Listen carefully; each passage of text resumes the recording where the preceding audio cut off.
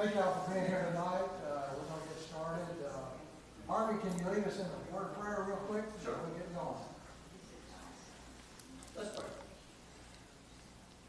Father, we're always glad to have a day like this, to be in your presence, but also to encourage each other and to be encouraged. We're grateful to you. We pray that you'll bless Mike tonight and just help him.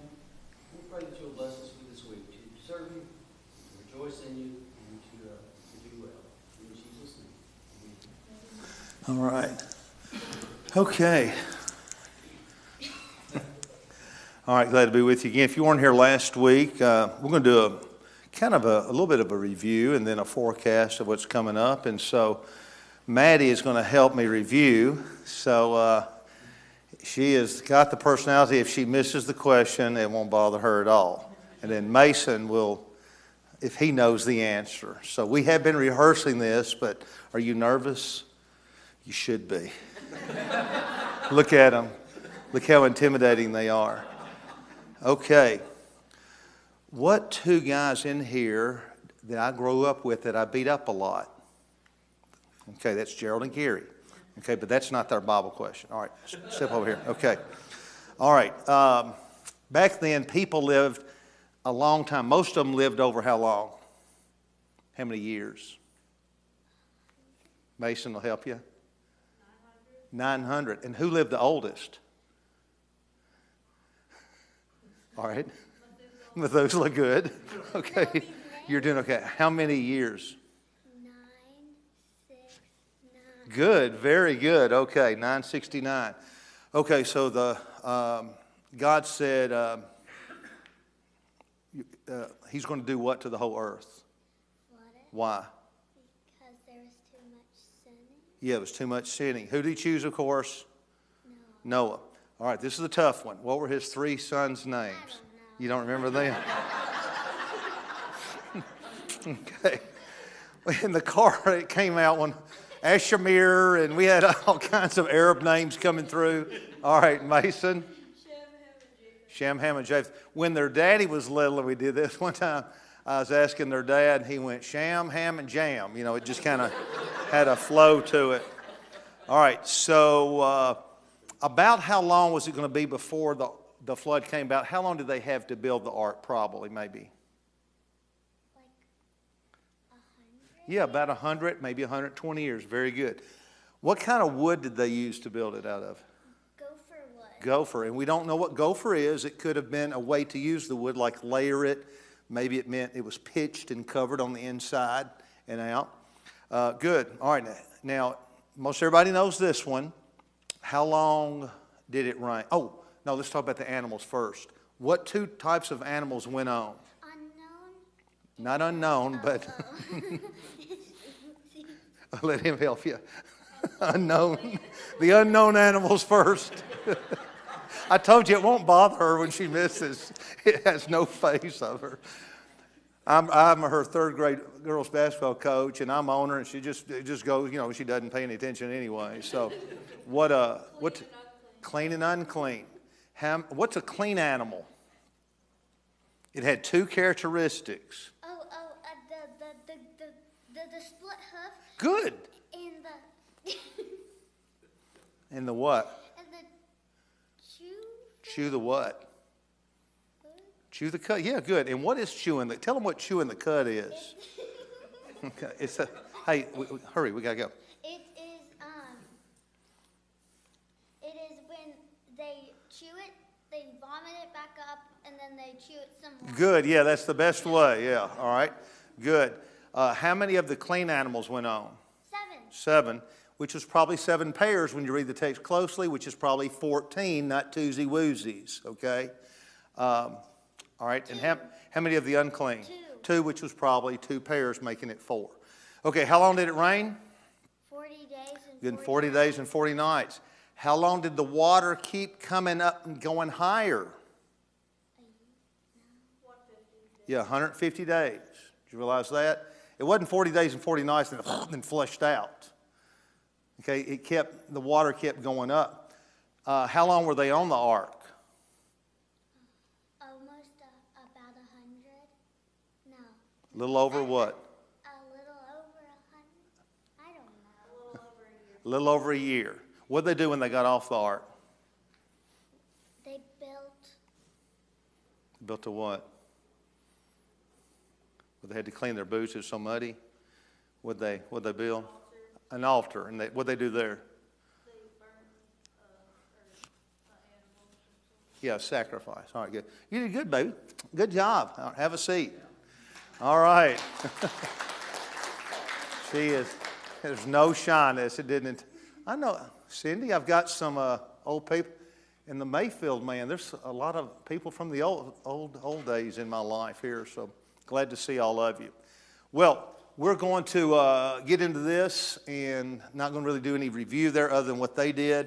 If you weren't here last week, this is the model my dad made, and we have no idea what it looked like on the outside. It probably didn't have a nice, cherry finish, It was probably very rustic, very rough, because it wasn't about appearance. It wasn't built to win a race or be an ocean liner. It was built as a survival boat with freight.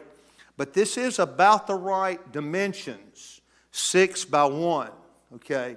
And we'll talk about that a little bit later.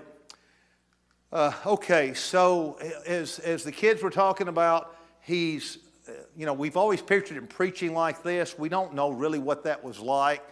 Here the artist has depicted, everybody's making fun of him, how much of that was going on. But you got to keep in mind, the text indicates, if you go back to Genesis 2, it had never rained, at least early on. We could assume, again, we don't know for sure, but that could imply there never had been rain. You had a perfect environment. You had a greenhouse effect. You had water pouring up from subterranean reservoirs to water everything.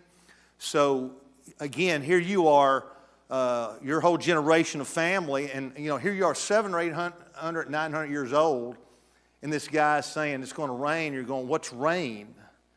So keep that in mind. Just like today, people don't believe there's going to be an end of the world. It kind of hits them the same way. Because if we've done the numbering right with all of the, so-and-so had so-and-so had so-and-so, it's 1,656 years from creation up to this time. A common question is how many people could there have been at this time? The guys that study this real detailed and go into it more than we ever want to go into because it's too boring and too in-depth anyway. But when they think, well, this many people, if they had 10 kids and they had 10 kids and they had 10 kids, because everybody seemed to have 10, 12, 15 kids back then. If you're living a long time, you're probably going to have even more than that. It was probably several million, some high estimates, even 1 billion people. I don't know if that's possible to get that many, but the way they did the math, some people think it could have. But you think about if the entire time you'd been alive, it was like this every day. 72 degrees. And think about how boring the weather report was back then. Just tonight it's going to drop way down to 67. So get your sweaters out. That cold front's coming in, and it's going to be a blistering 76 tomorrow. That may have been about it. It was just right in there because, again, if God made everything perfect, as the text says, and originally with Adam and Eve, they're naked, you need 72-degree temperature every day if you're naked. I'm assuming that, okay? That's just, I would think that anyway. So if it was like this everywhere, it'd be hard for them to imagine this whole place is going to be destroyed. But it was coming. The rain's coming. The big rain is coming. So they load up on the ark, and then they got 7 days to get everything ready. Now, before we get into what the text says, so that you won't picture kind of the Sunday school mentality, and that's kind of what we talked about last week, these stories need to be taught to our children, but this is not a children's story. It is a story of massive destruction. So we don't need to picture as the water's coming up, kind of being like at the wave pool. Whoa, it's getting deep. You need to picture something like this, a tsunami.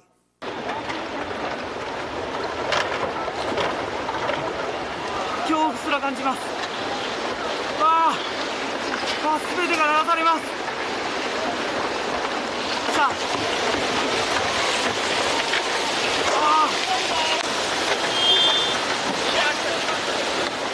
こちらにも津波が押し寄せています。 Don't get caught up in it. Rained for 40 days, wazy, ting, ting, ting, ting, ting. Like the animals are on the ark doing little dance routines. This is a horrific story of judgment, okay? It's rough, and that's so important to realize. Here's how the Bible describes it coming down. The windows of the heavens were open, and I thought that was kind of picturesque, the way the artist drew that. And then another thing we want to talk about is it says that the fountains of the great deep exploded. They burst open, okay? So I thought that's kind of neat, just picturing the windows of heaven pouring out water. That is nothing, okay? That's just nothing. We don't need to compare to anything we've ever experienced weather-wise. There's nothing to compare with, okay? I like to think about the water coming down about like that. And imagine what that would be, where it could knock you down, okay? Or what if it was coming down and hitting you like that? And you're underneath that. Yeah, you wouldn't be under there going, oh, that feels so good on my shoulders. Oh, I mean, you're flattened, okay? And then it says all the fountains of the great deep burst open. You've got to picture what that could have been like, okay? I'm hoping this will play because, fortunately, so far our videos have, and this is a hydroplate theory that a believer, Walt Brown, who worked up at the Pentagon, and I'm hoping this will play. Having served as director of one of the United States Defense Department's major research and development laboratories, Dr. Walter Brown comes with an impressive list of credentials and credibility. In tackling the subject of Earth's geological development, Dr. Brown has developed a theory that contradicts the generally accepted viewpoint of the scientific community. Noah and other pre-flood people probably lived on one very large supercontinent. The mountains were smaller than today's, perhaps 6,000 feet high. Before the flood, about half the Earth's water was in interconnected chambers, about 10 miles below the Earth's surface. This formed a thin spherical shell, almost a mile thick. The pressure in the subterranean chamber had been increasing for centuries because the gravity of the sun and moon produced tides in the subterranean water that lifted and lowered the Earth's massive crust twice a day. This tidal pumping added gigantic amounts of energy to the subterranean water. This increasing pressure in the subterranean water steadily stretched the crust as a balloon stretches when the pressure inside increases. Failure in the crust began as a microscopic crack that grew in both directions at almost 3 miles per second. The crack, following the path of least resistance, encircled the globe in about 2 hours. As the crack raced around the Earth, the overlying rock crust opened up like a rip in a tightly stretched claw. So the water exploded violently out of the rupture. The Bible even gives us a precise date, the 600th year of Noah's life, on the 17th day of the 2nd month. On that day, all the fountains of the great deep burst open. Then it says, and the rain fell. The fountains of water jetted supersonically into and above the atmosphere. The spray from these enormous fountains produced torrential rain such as the Earth has never experienced before or after. The supersonic fountains eroded the crumbling rock on both sides of the widening crack. This produced huge volumes of sediments that settled through the floodwaters, trapping and burying plants and animals, forming the fossil record. Eventually, the crack became so wide that the newly exposed floor of the subterranean chamber sprung upward, giving birth to the mid-oceanic ridge that wraps around the Earth like the seam of a baseball. The continental plates, with lubricating water still beneath them, slid downhill away from the rising mid-Atlantic ridge. After the massive, slowly accelerating continental plates reached speeds of approximately 40 to 50 miles per hour, they ran into resistances, and like a runaway crashing train, they compressed, crushed, buckled, and thickened, rising out of the floodwaters. Today's major mountains were all pushed up in hours. The hydroplates, in sliding away from the mid-Atlantic ridge, opened up very deep ocean basins into which the floodwaters retreated. If we now know where the water of the Great Flood came from, the same water that was instrumental in forming the fossil record, then when the Great Flood receded, where did all the water go? As the hydroplates crashed, they thickened and rose out of the water, forcing the flood waters over the continents to recede. Simultaneously, upward surging subterranean water was choked off. As the flood water drained off the continents, every continental basin was left brimful of water, producing many post-flood lakes. During the following centuries, some lakes breached their boundaries by either spilling over their rims or undercutting their banks. The rapid, catastrophic discharge of these lakes, much like the collapse of a large dam, carved canyons. Several centuries after the flood, two very large ancient lakes, Grand Lake and Hopi Lake, sitting on top of the high, rising Colorado Plateau, breached their boundaries and carved the Grand Canyon in just a few weeks. The massive canyon was not carved by the relatively small Colorado River over millions of years. That river is a consequence of the carving of the Grand Canyon. Did the springs of the Great Deep burst forth and flood the entire Earth, just as the Bible says? Dr. Brown's hydroplate theory offers us a plausible scientific explanation for how this may have happened. So he's basing that on, bring it back up a little bit. He's basing that on studying the geological results, looking at the planet, and then put the theory together. Was it exactly like that? There's no way to know. That, as they said, that's a plausible theory, possible.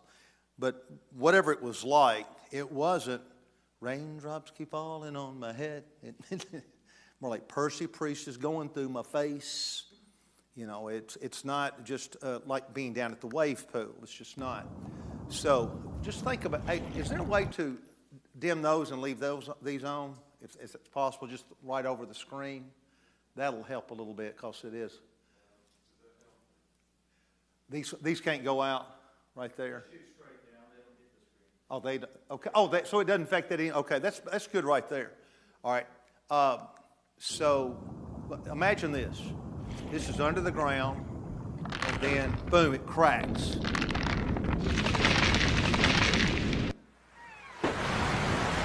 So that ship has no hope. It's over. We're talking about a tsunami of unprecedented thought. It's a million times any tsunami we've had.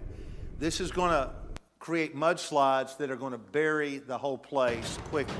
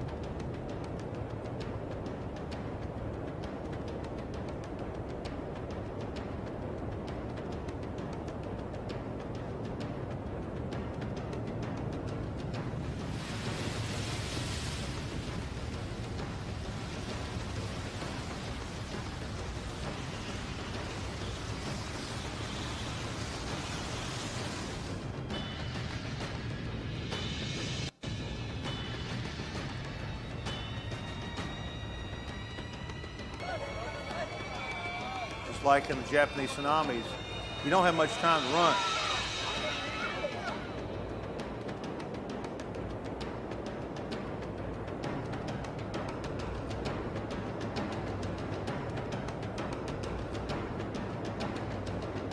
So that's going to be mudslides covering the planet, burying all the animals, plants, trees, and turning the world literally upside down.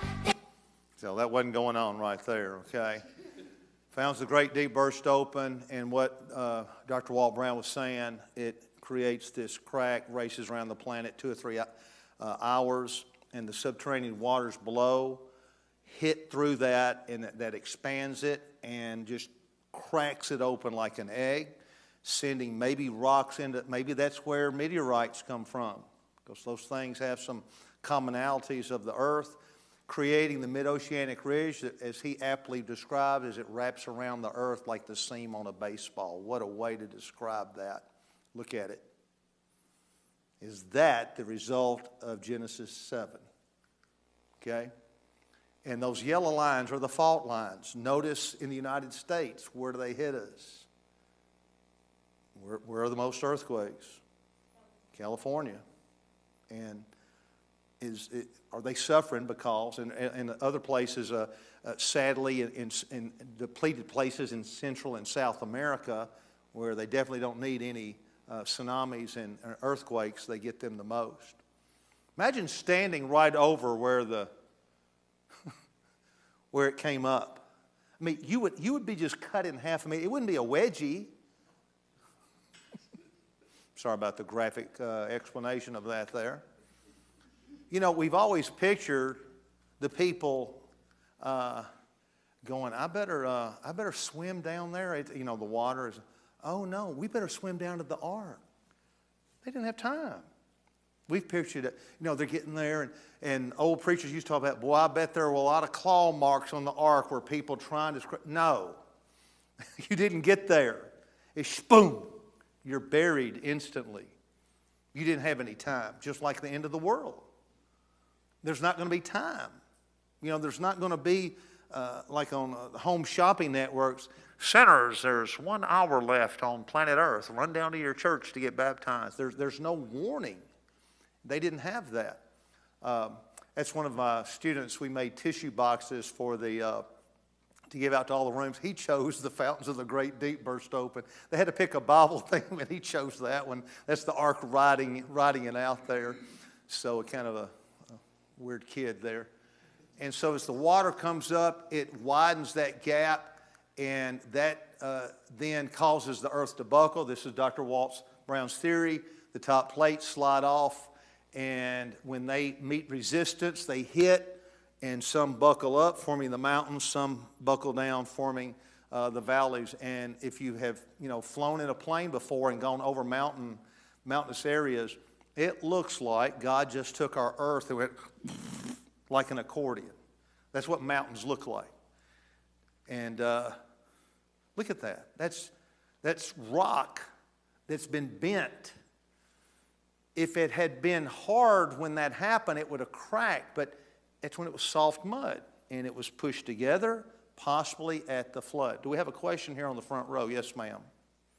How did the boat float if there was like Now, you know, that's a good question. How did the ark make it? The ark, fortunately, was at a 6-to-1 ratio. So when they've put models this size into tanks to do testing, this thing, they believe, the theory is that this thing could have been hit by tidal waves and gotten at that angle and not capsized. That 6-to-1 is perfect for a free-floating vessel to remain afloat in the middle of the hurricane-type weather they're going to get. Now, if that did happen, that's a rough ride. It was tough on that ark. It was a tough time. It wasn't smooth and nice, but they were safe. Kind of like life. We're saved, but it's not easy. Here is it. I don't like a lot of stuff going on. I mean, there's a lot of heartache in the world.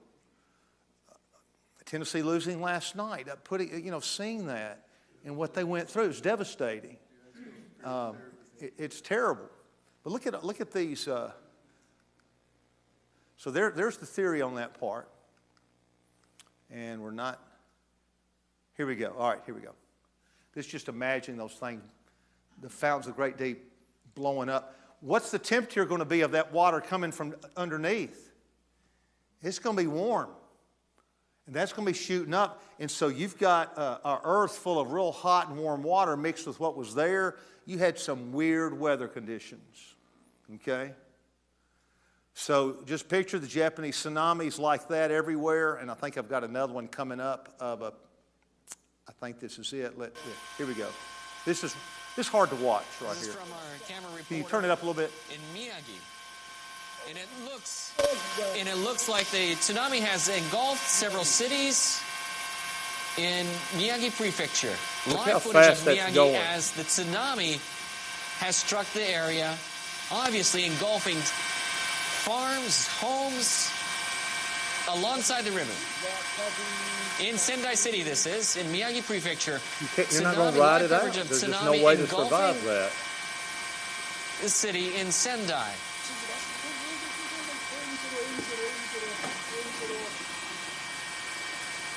For those of you who have just tuned in to NHK World, you're seeing live coverage from our helicopters of a tsunami engulfing Sendai area in Miyagi Prefecture. This is after a major earthquake hitting Japan Friday afternoon. Japan's meteorological agency saying the quake measured 7.9. Live coverage of Miyagi Prefecture, Sendai area, where a tsunami is engulfing the area.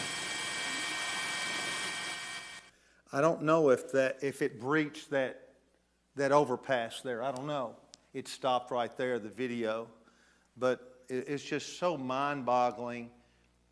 I picture just about every weather regime possible hitting. Can you imagine? Leland, we got a little front coming in. No need to take shelter. We're done. It was probably everything coming in all at once. That would be nothing.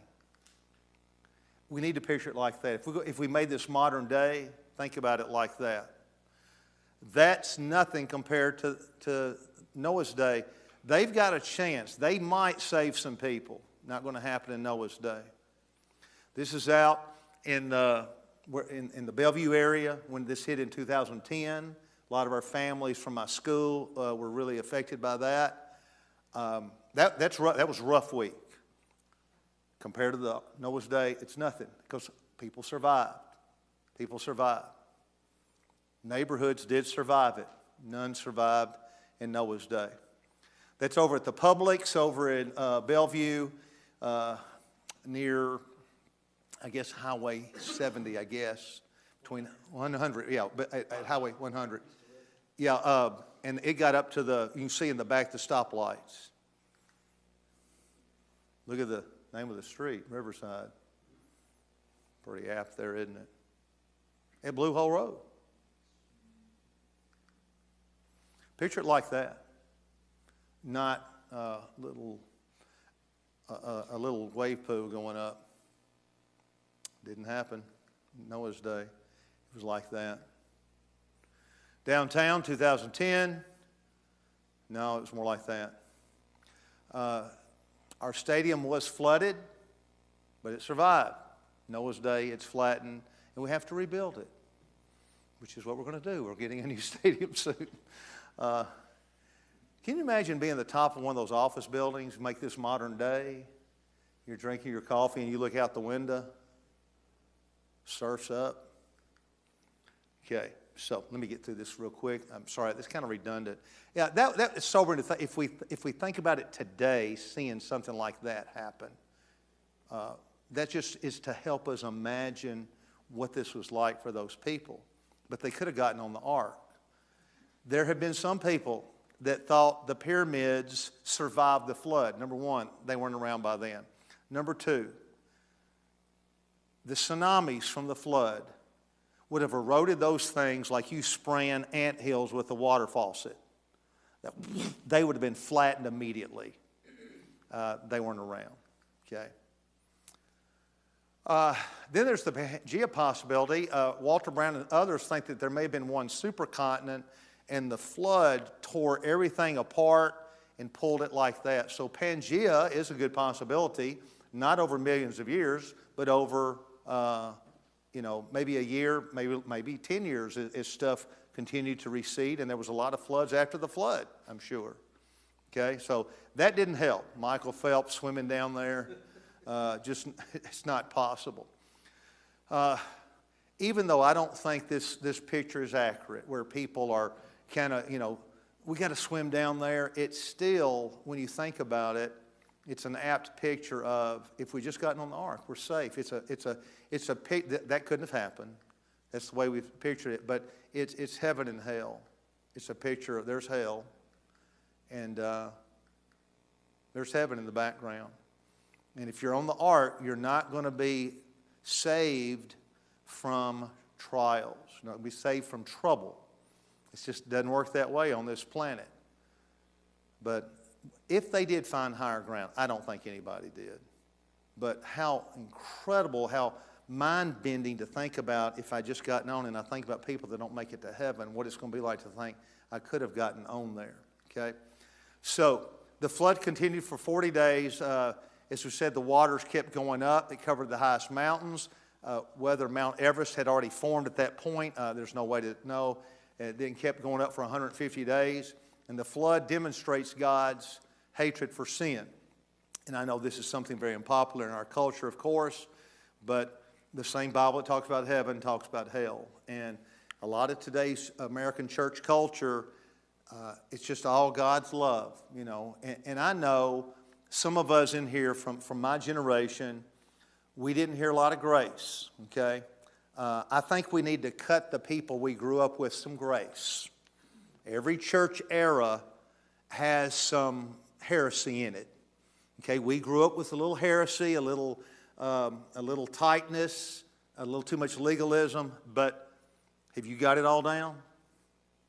You know, I'm not going to always present the perfect gospel to these two. You know, every bit of my teaching is not going to be perfect, so let's always cut the people of the generation before us some slack. Yes, there was an overdoing of hell, and we didn't hear enough about grace. But let me give me a quick antidote before we go on, because you're talking about something to apply here. I had a severe depression in 2004. It just about took me out. It happened overnight. We don't know what happened to my mind. No event had caused it. And I went down to suicidal levels. I mean, I was there. You know, I don't know if I'd ever done it, but let me tell you something that kept going through my mind all the time. The old-timey preachers that we grew up with at Radnor and bringing in the gospel meetings where they nailed you to the back wall, all of those sermons on the eternity of hell would go through my mind. Now, I'm not saying that people that take their life are going to go to hell. If you've been through depression, you don't believe that, because everybody I know that took their life, they were mentally ill. It wasn't them. And that's where I was. I was not me. I had literally, the mental illness took me over. It wasn't me. And I'm convinced that's where most people are, especially in the Lord's church. When that ends up happening, it's almost like a demon possession. Okay?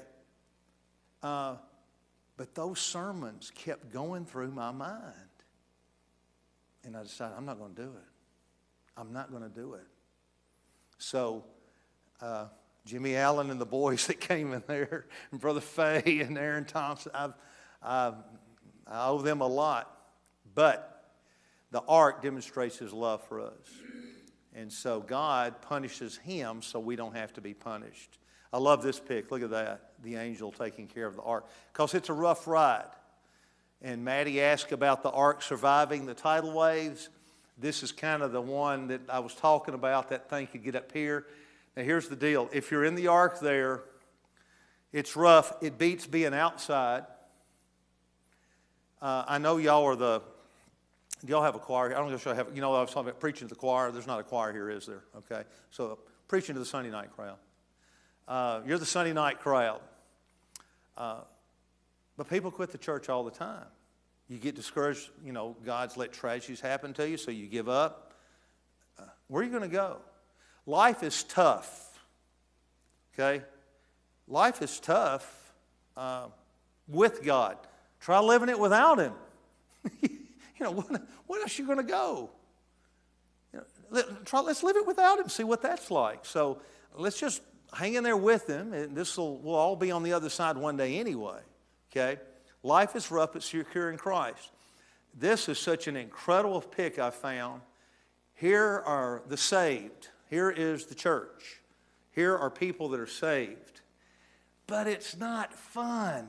Look what you're in the middle of. And that's us. That's us. And all these wrecked ships, there are tragedies. That's our culture that's been wrecked. America has been wrecked. Okay?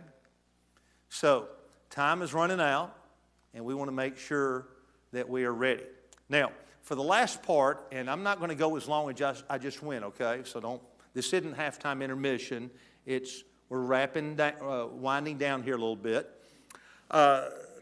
There's only one door, and there's only one way into the Lord. When God shuts the door on the world for the last time, let's make sure we're on the right side of that door. The ark lands in the 7th month, on the 17th day of the month. Did you realize that? They're going to be on there over a year. They hit the top of Mount, what was the name of that mountain, Mason? Ararat. Very good. They hit Mount Ararat. Well, I guess you saw it up there, so. Okay. So he did know the answer. So they hit Mount Ararat at the 7th month. They still got 5 more months on there. Did you think about that? They had 5 months.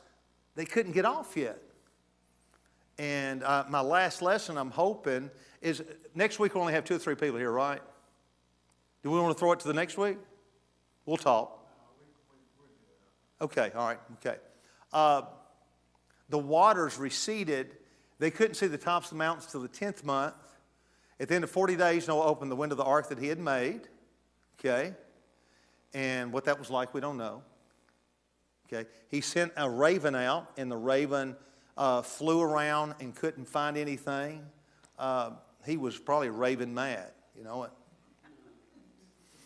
Y'all didn't get that, did you? Okay. All right. Then he sent the dove out. And the dove brought back the olive leaf that I think he already did one trip and came back again. And imagine how exciting that was, what that was like. And I pictured Noah coming out on the platform at the top, you know, and everybody's waiting, hoping, all the animals looking up, you know. I picture him, I know this didn't happen, the leaf, he's got it behind his back, and he goes like this. And all the giraffe necks go down, and all the the elephant trunks go down, and then he says, just joking, and then it's just berserk, and the monkeys are flying everywhere, and those elephants are tooting those horns, and everybody's going nuts. We're going to get off here. Noah removed the covering, looked the bowl, it was all dried up, and then they offered the animal sacrifice. So they're on there about a year and a week, about a year and 10 days. So they get off the ark and they thank God, and God says, I'll never again strike it down. And we need to ask us, do we bow in thankfulness for us being saved today? Then he says, I'm never going to destroy the earth again like this. I'm never going to interrupt the cycle of the summer, winter, spring, and all that stuff. I'm not going to interrupt that. So let's look at, real quickly, at some geological evidences of a worldwide flood. Okay? Just how our planet has changed. And I'm hoping I'm talking about, I'm going to have to take a 30-second timeout because I've accidentally blocked some slides because that one's not supposed to be next. So can we take a minute break? And let me unhide these. I apologize. I was rushing here. Can we bring up the whole, can we go here?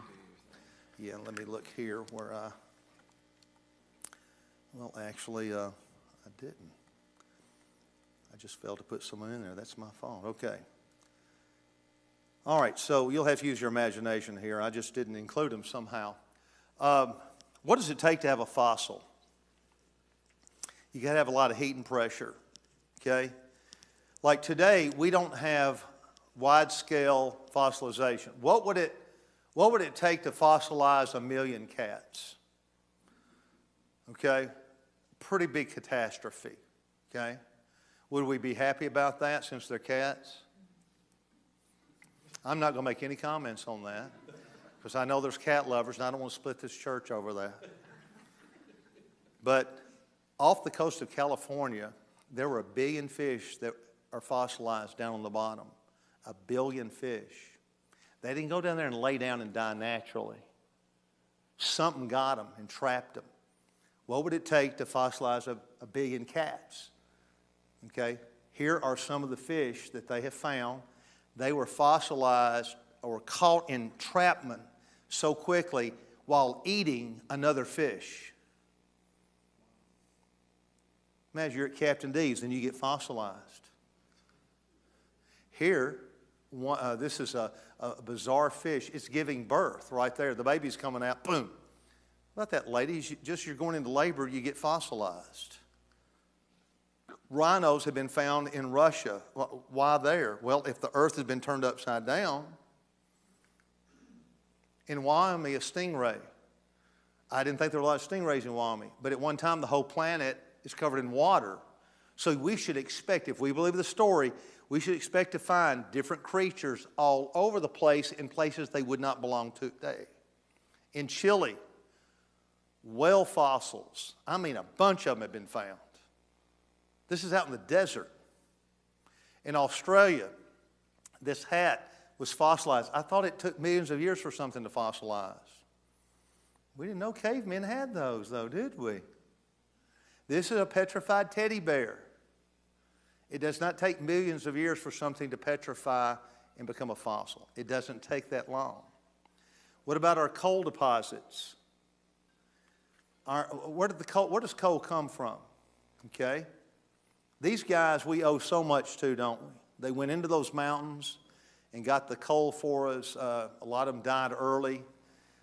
Coal comes from, now, I agree with part of this, swamps with giant plants, and I think there were giant plants. We talked about that a couple weeks ago. I don't think it took millions of years, but this is the evolutionary explanation. We actually agree with some of this. Water and dirt covered the plant remains 100 million years ago, and the pressure formed the coal.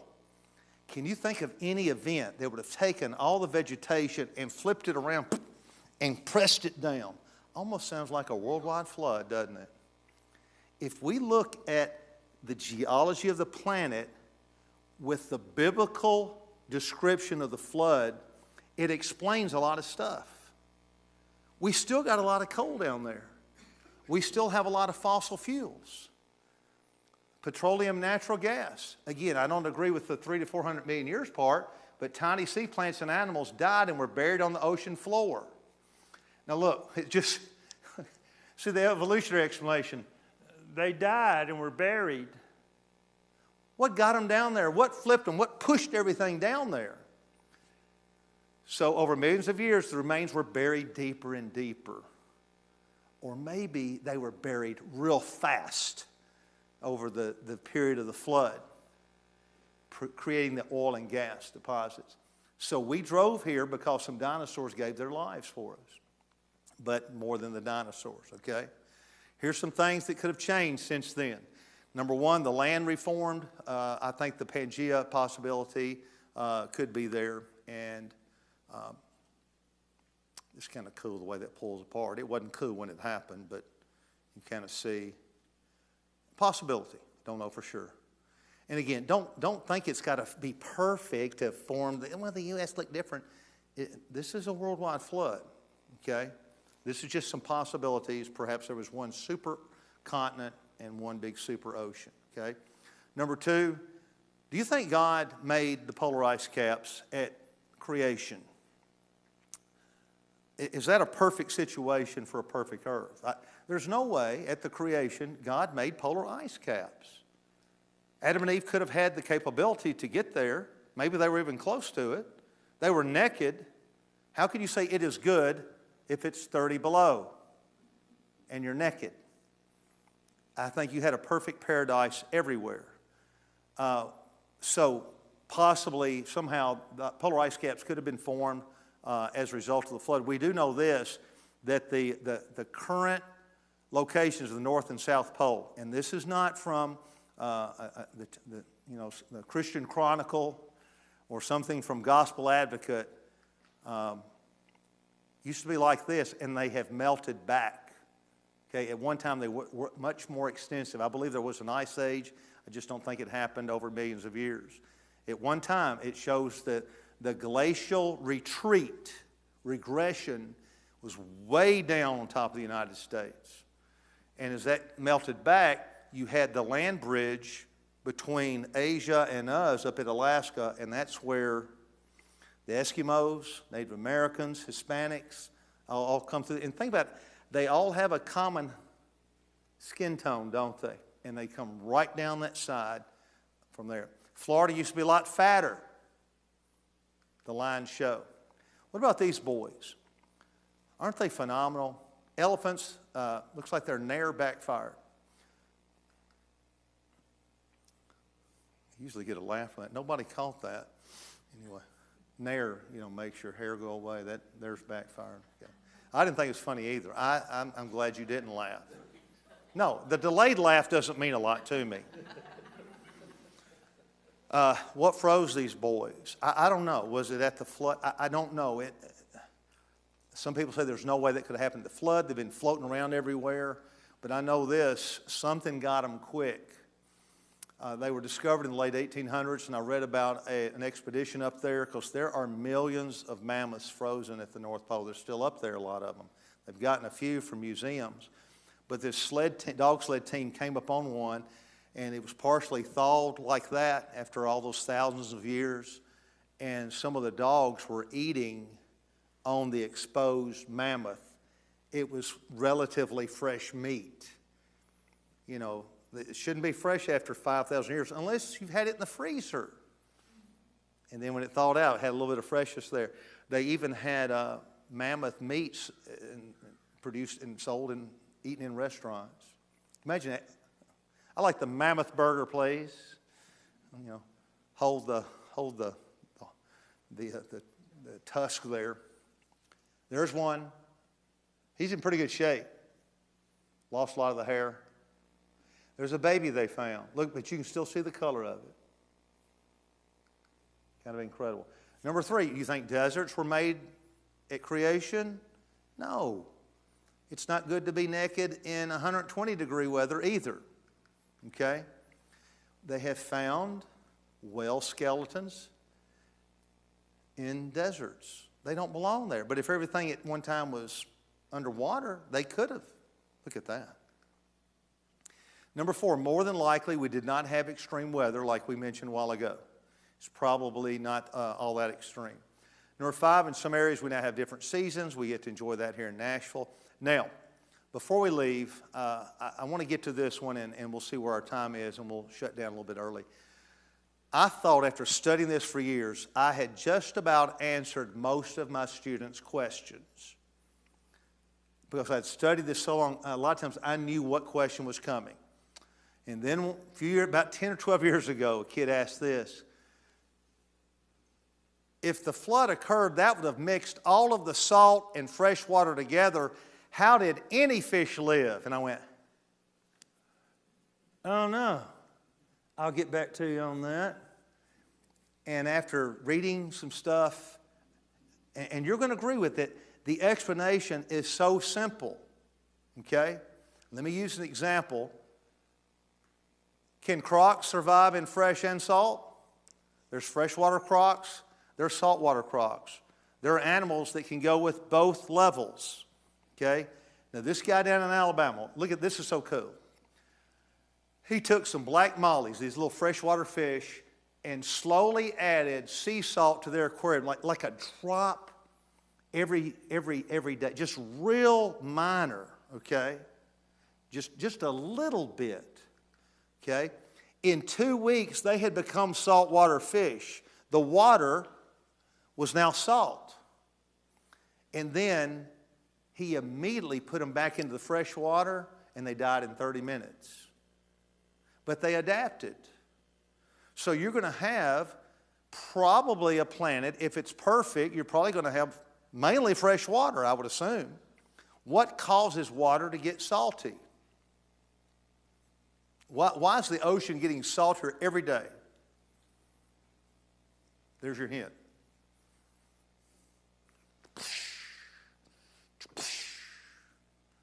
What causes the erosion of the rock, and that makes it saltier? That salt that comes off the rock is it keeps eroding millions of miles all over the planet, and then you've got fish and animals dying and people, and so it's getting saltier all the time, okay? Here is a shark from the ocean that washed up in England, went up a freshwater river and made it. Died soon, but made it. The animals could have been in different parts that the water could have laid out like salt fresh, and layered out like that, and then they could slowly adapt to whatever. I don't have a good picture of how to explain how everything works with the way it currently is, but some marine organisms are able to survive large changes in salinity. Starfish will tolerate as low as 16 to 18% of the normal concentration of seawater. All right. I know that those fish have no idea what's about to happen to them. They travel between salt and fresh. They are spawned, for example, the salmon, striped bass, and Atlantic sturgeon, they spawn in fresh water, they mature in salt water. In some, it's vice versa. So these animals can adapt. Eels produce in salt water and grow to maturity in fresh water. So the answer was real simple. I thought, boy, he just hit me with one. Oh my goodness, what are we going to do? Here we go. Changing from a freshwater crocodile to a saltwater crocodile is a minor change compared to the evolutionary myth, evolution, that says a rock changed to a croc over millions of years. Number 7, man and animal relationships changed. Was it like this before the flood? It says the fear of you will be upon all the beasts. That would happen after the flood. So was every animal like a lab, friendly? Could you just go up to birds and they'd light on your finger, you know? Now they're all scared of us. Was it this way everywhere? Now it's like this. This is their daddy. And a nice dad here. I took the time to grab the camera while he is panicking and being eaten by the puppy. Look at that face. You'd think a Doberman was eating him alive. But it was a great moment, so I did grab the... Your dad had a rough time in my home. Okay. Number 8, meat eating allowed. This is my life verse. This, God, you know, if you're a vegetarian, that's fine. God says we can do this. And so I'm going to stay with the Bible. Okay. Okay. And then finally, the rainbow. The rainbow covenant up there. Sadly, it's been stolen by some people in our culture, but it's a beautiful thing to remind us that he's never going to do that again. Now, when I was a little kid, hearing this and thinking, but he's going to destroy it by fire. But they didn't know that.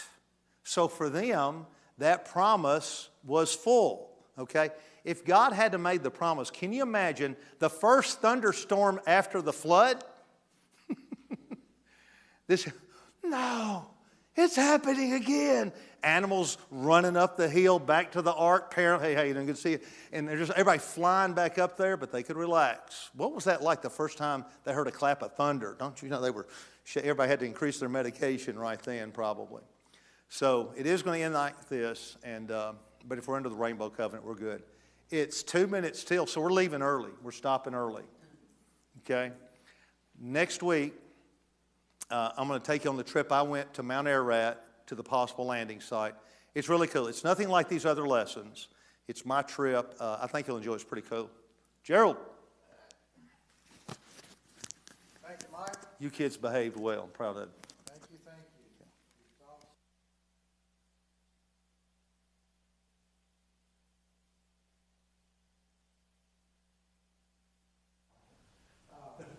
What do you guys like? What's your favorite food? I think they like turnip greens. Chicken, okay. Mike is going to treat you to all the chicken that you would like. What he's going to do tonight, okay?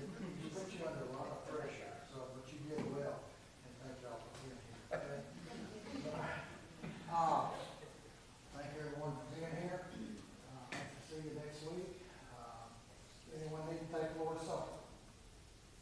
We're good on that, okay? I hope the week will be good to you, and I hope you will be good to someone this week. And encourage someone. Let's pray. We'll be in His hands. Father, we're so thankful for the life you've given us, the blessings